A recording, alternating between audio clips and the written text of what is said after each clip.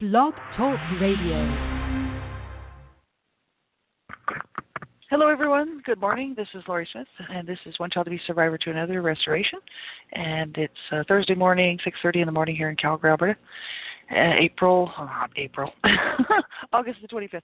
I'm glad to be here, just waking up, having a coffee, and it took me about 15 minutes just to get into my Blog Talk radio site here.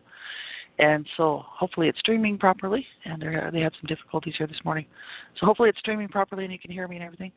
I have the chat room open if anybody wants to sit there and hang out this morning, and I hope you're having a good morning so far. The week's winding down. It's Thursday. I'm glad it's Thursday. This is the last of my full shifts that I work, and now I just got to put in like a 4-hour shift tomorrow and a 5-hour shift on Saturday, and then I'm off on Sunday. So my week is winding down. I'm going to have some free time coming up, which is really good. I'm looking forward to that. And so, yeah, this is the last of my really full days here. So it's kind of almost sort of feels like my Friday.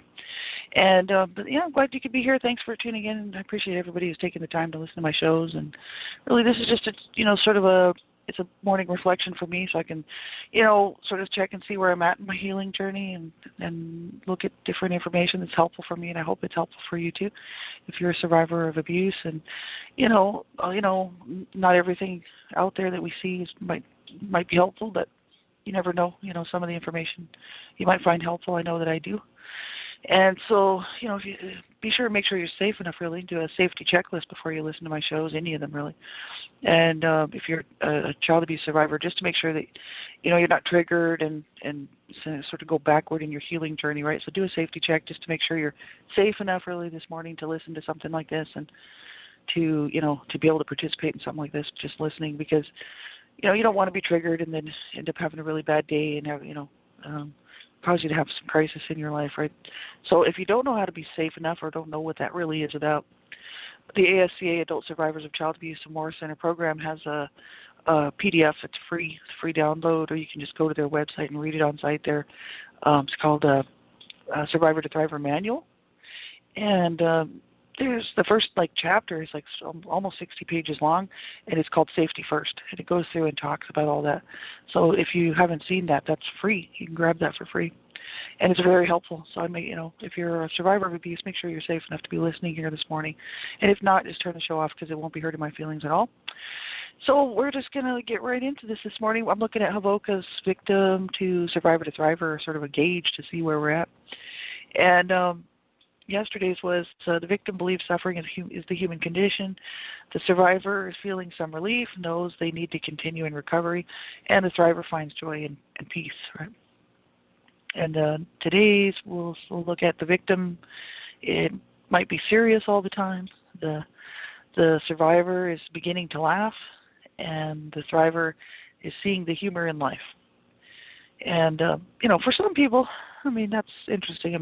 For some people, they're just serious people to begin with. Not everybody is, humorous, or, everybody has different personalities, and not everybody thinks everything's funny, and not everybody laughs at everything or can laugh at themselves, you know what I mean? So some people are just not into that sort of thing, and everybody's just different. So, but I guess what they're just saying is that the victim might just be serious, and because of the trauma in their life, growing up abused, or even if they didn't grow up abused and just were abused at some point in their life, could have caused them to become more serious all the time, or they might have started out that way, right? And because of the abuse, right? So the survivor then is beginning to laugh, maybe just beginning to, I think really kind of what that sort of means is, beginning to find some enjoyment in life, And then the thriver seeing the humor in life, and the thriver, I guess, would be able to look back and actually, find some meaning and purpose and see some humor in life. Right? I know myself, I've never had a real problem with that. My family, as we were growing up, we were in this abusive situation, even with CPS involved, and my dad trying to kill himself, and just a lot of horrible things. We were all still able to see the humor, and because we were such a large family unit, and it wasn't just a couple people around, there was generally five to seven people around at any given time in the home. And as we were growing up, there was quite often, we could see humor and still laugh about things, right? But the thing is it was just a very sick and twisted environment. So we were quite often laughing at things that we shouldn't have been laughing at. And that's my problem is I have a tendency to laugh at things that are really not funny. And I think many times survivors of abuse because they use humor almost as a it's almost a form of smoothing over the abuse, so it doesn't seem so bad, right? If I can laugh at it, then it doesn't seem so bad, right? So a lot of times when I'm talking about things that, especially that happened to me in particular, that were very, very painful, situations that were very embarrassing for me. I was beaten in public and beaten out in my front yard in front of people, mainly by my mother, but also by my dad. Quite often I'll laugh about those things when I'm talking about them because it's sort of my way of coping, really, I guess. It was really my way of coping with the trauma, was just because it was so incredibly damaging, so sick and twisted, that I actually laugh about it because I can't believe that people do these things to their children, but they do. I'm a victim of it. But the thing is I can still see humor in life, and I do like to laugh. I like to have a good time and enjoy, especially enjoy fun people, and I like to have fun. I'm one of these type of people, so I'm not really one of these closed off, serious people, but that's almost a personality thing, I think. Not everybody is into laughing and joking around, So just because we're serious doesn't mean that we're not making progress on our healing journey. I think that's what I'm trying to say here. Sometimes people really just have a serious personality. I know lots of people who are very serious people, and they're just, that's their personality, and that's okay, right? It's just, I think that what they're trying to say is that maybe the survivor is beginning to see some goodness in life and starting to maybe enjoy life a little bit, and the thriver then is seeing the humor in life and actually really letting themselves enjoy and find some enjoyment in this life. So that's what I sort of see in that. And so that's kind of interesting. And we'll move on to that's Havoca. And it's called Help for Adult Victims of Child Abuse, Havoca.org. And they have some great info there. So if you haven't seen it, be sure and check it out. There's, under their Survivor tab on their website there, if you go under the Survivor tab, on the left-hand side, once you click on that, there's all kinds of tabs with all kinds of information there. I mean, it's pretty lengthy. You can kind of spend some time looking around there to see if you can see something that's helpful for you. And there's just tons of info there. And so we're looking at a section really looking at inner child healing. We started it yesterday.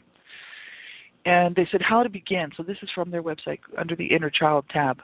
And so many times, like I said yesterday, if you want to listen to my show from yesterday, I didn't really think I really needed inner child healing work. But then once I started looking into it, I realized that I actually did. And it was very, very helpful for me to do this. So it was actually made all the difference, really. And so they have a section here, how to begin, inner child healing work. Right? They said here, inner child work is in one way detective work. We have a mystery to solve. Why have I been attracted to the type of people that I've been in a relationship with in my life? That's a question we might ask ourselves. Why do I react in certain ways in certain situations? Where did my behavior patterns come from? Why do I sometimes feel so helpless, lonely, desperate, scared, angry, suicidal, etc.? And they said here, just starting to ask these types of questions is the first step in the healing process. So it is healthy to start wondering about the cause and effect dynamics in our life. So this is interesting because that's sort of where I was at when I started my healing journey. I had already kind of been keeping track of why my behavior patterns were the way they were and whatnot because of the abuse and stuff. But I really, I didn't really do a real search and a real, like they said, a little bit of detective work to sort of see, wow, this is all stemming from the abuse. Almost all of my behavior patterns really are, and some of them are not healthy. And obviously, I've made some poor decisions in my adult life because of it. And what do I need to do, to fix this, right? And so I started asking these types of questions. So they're saying, these types of questions really is the first step in the healing process by starting to ask these types of questions about ourselves. So it's healthy, they said, to start wondering about the cause and effect dynamics in our life. So I did that, probably back in 2009, and started really looking at things from a third party view, instead of, because I'd always really looked at the abuse that I suffered and the destruction really of my family as a victim, from victim's eyes, from being the victim, which I was. And then I started to look at things from a third party, how somebody on the outside would have seen the situation, and took myself out of it and really looked at it with a third party eye, just to say, this is what happened, this was going on, this is what was going on. So this is, this is what caused the abuse in the first place. Who were the abusers? What were the main issues with them? You know what I mean? And I really started to take a look, like an inventory, right? And put it all together that way, which really helped me to see the big picture. The abuse is a cycle quite often, and it ran in my family, going back through both of my parents' side, because both my parents were abused, and then they just continued the cycle on. So it was very, very helpful for me to do that, to look at it as a third party, and start looking at the real issues of what was going on, and instead of looking at it just from the victim point of view that I had always been looking at it from. Which helped me then to get in touch with the truth and the reality of the whole thing, and sort of, instead of focusing on my anger and rage, which I had built up there, I started to see why I had these problems and why it was such an issue for me. So it was very helpful for me to do that, and I agree with what they're saying. They go on to say, in our codependence, we reacted to life out of black and white, right and wrong, belief paradigm that taught us that it was shameful and bad to be wrong, to make mistakes, to be imperfect, to be human. We formed our core relationship with ourselves and with life in early childhood based on the messages we got. So they said the emotional trauma we suffered and the role modeling of the adults around us. So as we grew up, we built our relationship with self, other people, and life on the foundation we formed in early childhood. And yeah, I mean, that's the way it is. I mean, basically, what do they say? A person's personality is formed by the time they're 4 years old, really. So, or before that even, I think. But it's really young, really early. So I mean, I grew up abused. So it's like, my whole life, my whole world, really, my whole entire existence, really I was just mirroring and modeling my abusive parents and my really dysfunctional family, and so. It wasn't healthy at all. So it's like, my thought processes are really messed up, and that's why I have to do a lot of work, so that I can, change the way I thought about myself, right? Because of how my abusers made me feel and what they did tell me and what they did to me to make me feel so horrible about myself. And, just changed the way that I thought about life, because my parents were suicidal. One had suicidal ideation. The other one was suicidal. My family, 3 of my siblings were suicidal. 2 of them killed themselves. Lots and lots of problems there. And, I just grew up in this world of chaos, abuse, and just a family that was always talking about ending it, that we just deserve to die. We just need to be just get it over with, kill ourselves. One of my mom was actually diagnosed bipolar, and also my brother, who was my abuser, who abused me sexually, he was also diagnosed bipolar, and they were both very, very manic. Like, they used to call it manic depression, right? But now they call it bipolar, right? But it was really a very unhealthy way to grow up.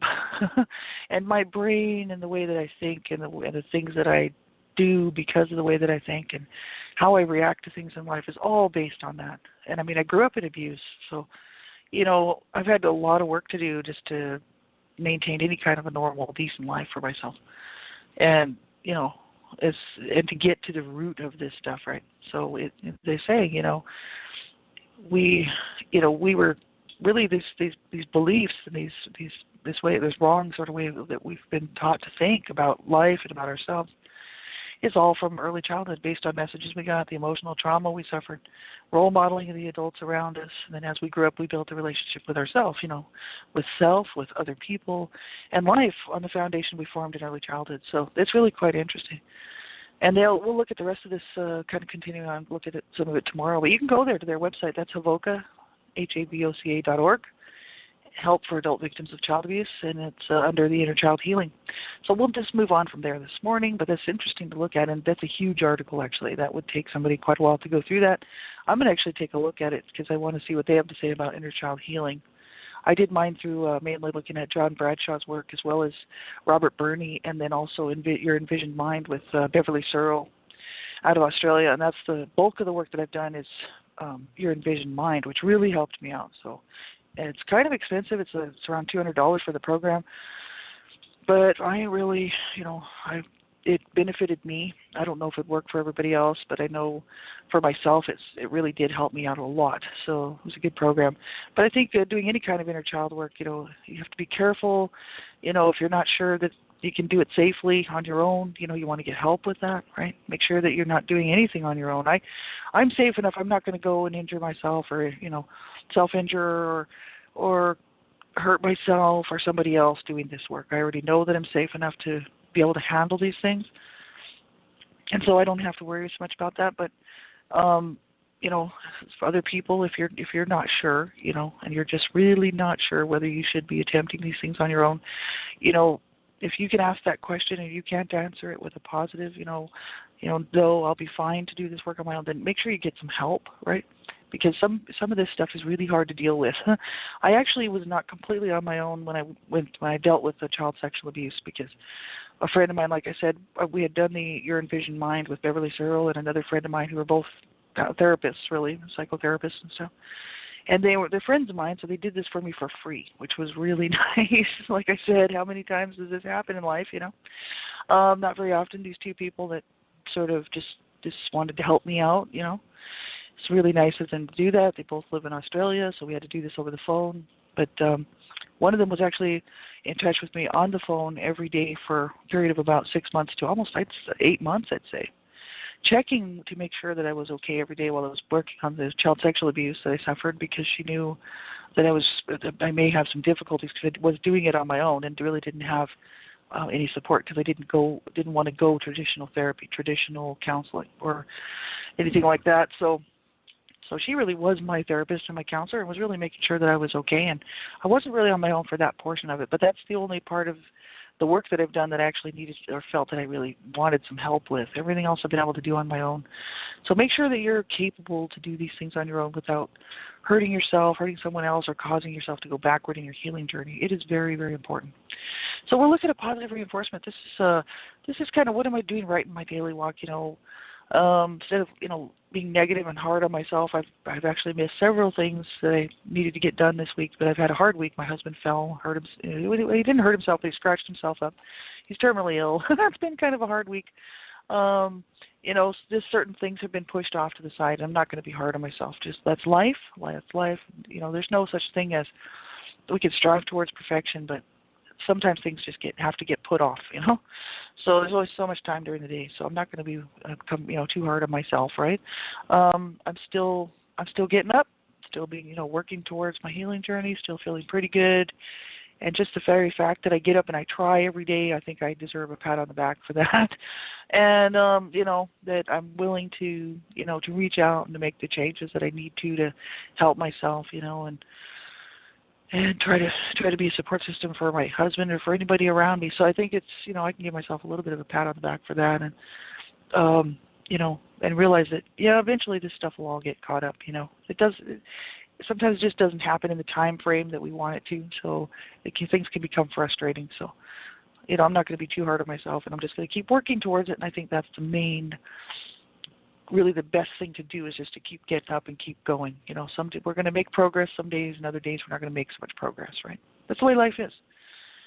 So what's a positive affirmation I could say from yesterday was, I am emotionally calm. Today is, I respect myself. I really like that one. I respect myself.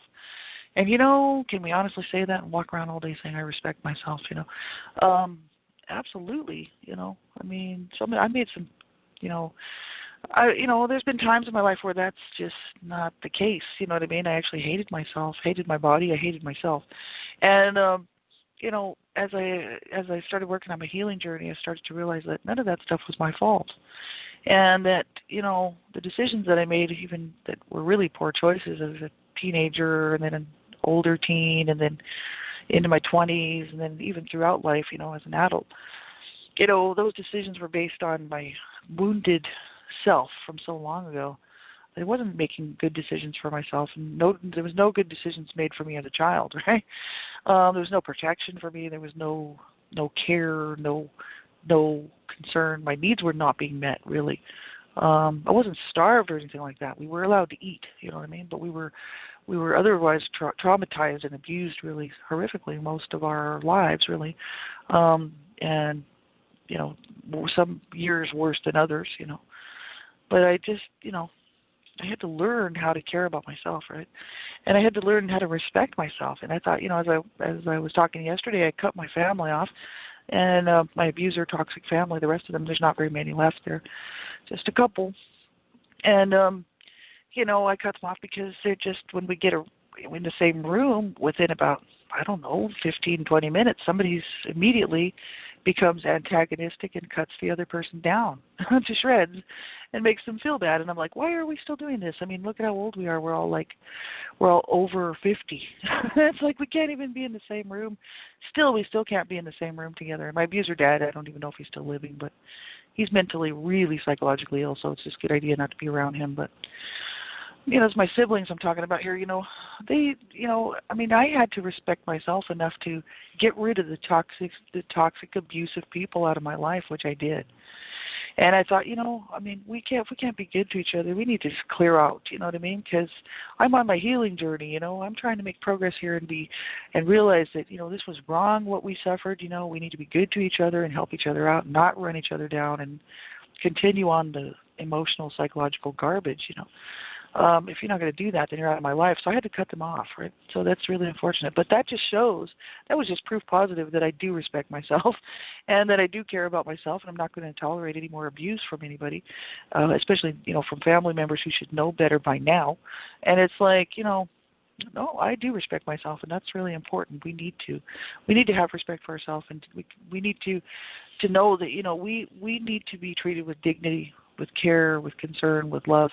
But in the meantime, then I need to do that for other people too. I can't expect people to respect me and to, treat me with any kind of kindness or care or concern or dignity if I don't do that for them, right? So it's very important. How we want to be treated, that's how we should treat other people, right? But I respect myself. I think that's very important. We will look at Avoca's, their personal boundaries, Survivor Bill of Rights. It says, we're in communication now. We finished up the personal boundaries. Now we're looking at the sphere of personal communication. You have the right to ask for explanation of communications you do not understand.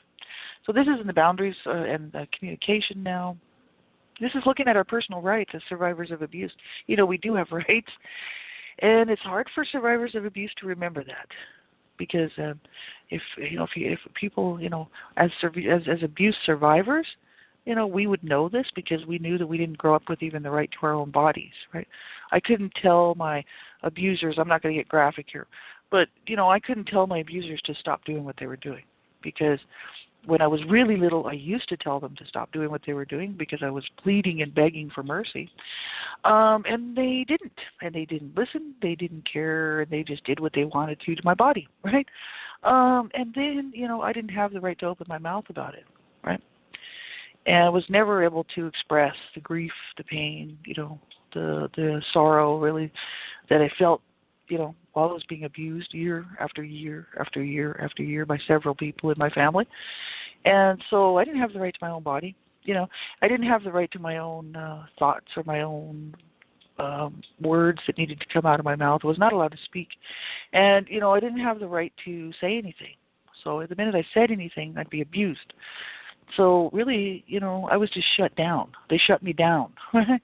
And they muzzled me, basically. Right? And so I didn't feel like I really had any rights, And then growing up as a teenager, if I did say anything, I would be abused. And I actually started opening my mouth and saying things by about the age of 12, 13, and began to be more severely abused because I was opening my mouth, right?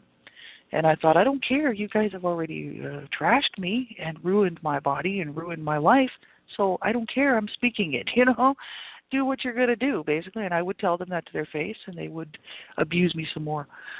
So then I saw that helped me to really shut down. And then by the time I was in my 20s and 30s, I realized that if I say anything, there's going to be abuse coming along with it.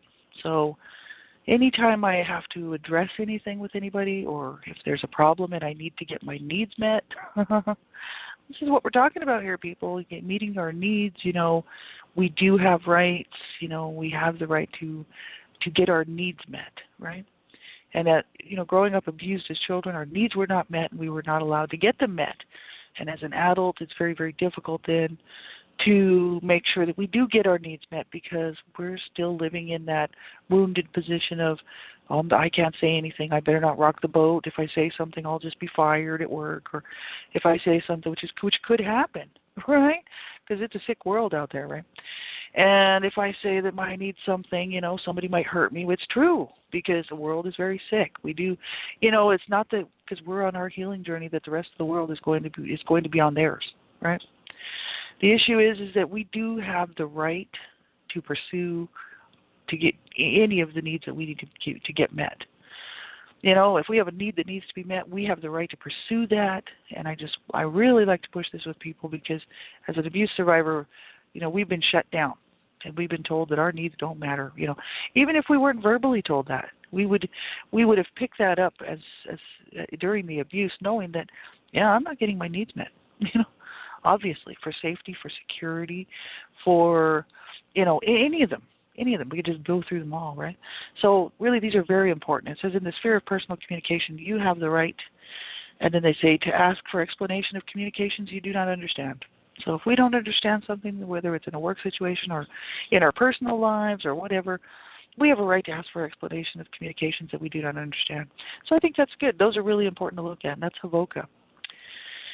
And Personal Bill of Rights, this is Charles H. Whitfield, and this is, let me just find this here. This is number 18. This is from this is Charles H. Whitfield, MD, Healing the Child Within. These are really cool. This is number 18. I have a right to feel scared and to say I'm afraid. I have a right to feel scared and to say I'm afraid. That's exactly right. Because so many times people just, for whatever reason, we might be saying, well, that causes me to be afraid. I'm scared, and people just automatically just want to shut that down and say, oh, why are you feeling like that? Or you shouldn't be feeling like that. Or what's the matter with you? Or just anything like that. We have a right to our feelings. We have a right to our feelings, and we have a right to voice those feelings, right? And so, we have a right to our own feelings, our own thoughts, and our own body. That includes all of it. That includes our thoughts and our feelings and all that. We do have a right to those. And so, I have a right to feel scared, and I have a right to be afraid, and I have a right to voice that, So that's very important. And we will look at managing stress, number 3. This is taking care of yourself regularly from irvingstudios.com. Child Abuse Survivor Monument. This is a guy, Michael C. Irving. He's a psychotherapist, a sculptor, a coach, and counselor. He's a abuse survivor, child abuse survivor, and he has a great website. It's called Child Abuse Survivor Monument, but it's under his website, Irving Studios. And he's got a list to take care of yourself, managing stress. We have about a minute left. Managing stress, we can listen to music, we could chew gum, we could talk to someone, we could ride a bike, enjoy nature, throw rocks in the water, use your humor, build something, clean. We could do gardening, do like a sauna. We could do like a whirlpool sauna type thing, and et cetera. He says, make your own personalized list. So these lists are really cool. So you can go to that website. That's Child Abuse Survivor Monument, Irving Studios. If you just type in Irving Studios, it'll come up, or Child Abuse Survivor Monument. And he's got a self-care tab for survivors of abuse, and there's all kinds of good information there, so be sure and check that out. And I wish you a really wonderful day. We have an inner child coping list. If you're having trouble and you can't cope and you're having difficulty, make sure that you reach out and get some help, right? It says, assure your inner child of the safety at the present time. So we can assure ourselves. We could actually say today, I'm safe today. I'm not being abused, if you're not being abused. And if you are, you make sure and you get some help, right? You do not deserve that. No one does. So if you're in a situation right now where you're being abused, you make sure that you help, right? And if you're a survivor of abuse, you make sure that you continue to reach out and get help. If you can't cope, you call a crisis line, you call somebody. But you make a phone call and you make sure that you get the help that you so deserve and so absolutely do deserve, right? And so I wish you a wonderful day, everybody. Take good care of yourselves and be good to yourselves. Be kind to yourselves. And we'll see you tomorrow morning. Talk to you soon. Bye-bye.